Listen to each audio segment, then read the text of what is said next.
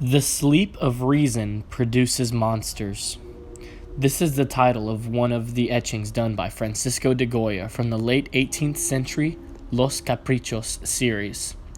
All 80 prints done in this series are a stark contrast to the painter's early works and foreshadow his creative future as a visual artist. After extensive research, it is obvious to me that Francisco de Goya's expression of how he saw the world around him not only illustrates his fall from grace and the mental woes that surrounded him, but also ushered in the era of modern Western art. Born to a lower middle-class family in Spain, Francisco de Goya attended public schooling until he was 14 years old, where he began painting under José Luzán. After training in Madrid for 4 years, Goya relocates to Italy, where his art gets its first true recognition. Goya wins second place in an art contest in Parma with his piece Sacrifices to Pan.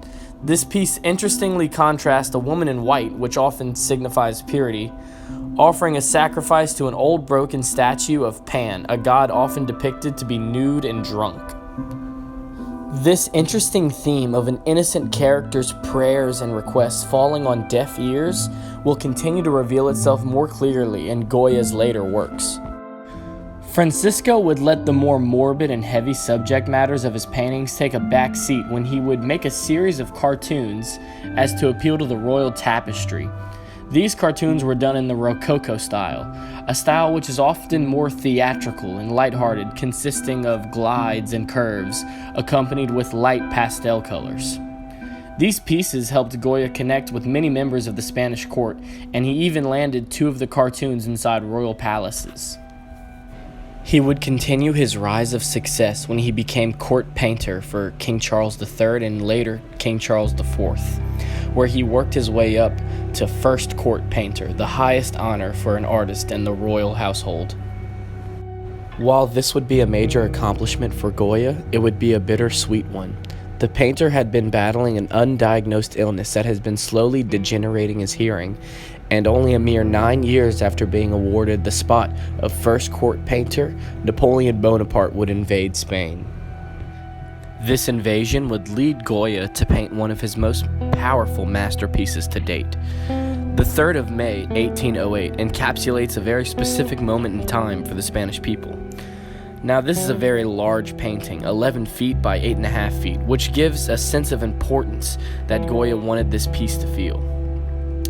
After revolting against Napoleon's army the days before, a group of civilians are put in a firing line to be executed. Notice the use of light and the brushstrokes used here. There is a clear divide across the canvas of the innocent bathed in light and the faceless murderers of the army covered in shadow. If we inspect the man in the middle in white with his hands raised, we can gain some more perspective. Notice the quick, choppy brushstrokes used for his shirt and his facial features. This is all intentional. Goya wanted to make it look like as if this painting was still in motion. This man's positioning is important as well.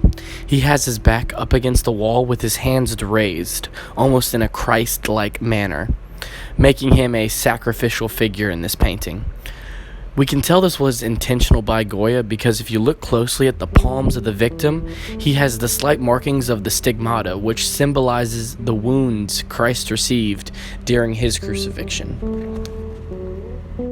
Francisco de Goya's works of art would only get more melancholy and grim from here on out. His undiagnosed illness now leaves him completely deaf.